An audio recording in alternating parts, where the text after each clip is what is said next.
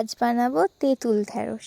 প্রথমে তার জন্য সবজি নিয়েছি কচু আর ঢ্যাঁড়স। প্রথমে কড়াইতে তেল দিয়ে দিলাম, তার মধ্যে দিয়ে দেব 5 ফোড়ন, কটা শুকনো লঙ্কা। একটুখানি গরম হওয়ার পর দিয়ে দেব কেটে রাখা ঢ্যাঁড়সগুলো,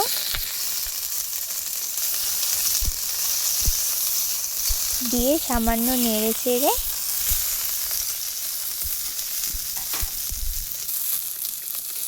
এবার দেব সামান্য হলুদ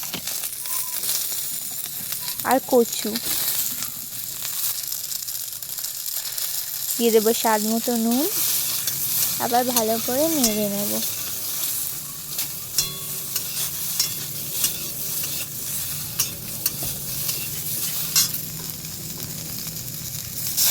দিয়ে এবার দিয়ে দেবো তেঁতুল গুলিয়ে রাখা জলটা।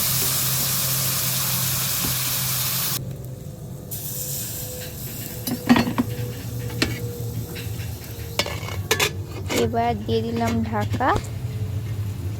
কিছুক্ষণ পরে ঢাকা খুলে আবার ভালো করে নেড়ে চেড়ে নেব।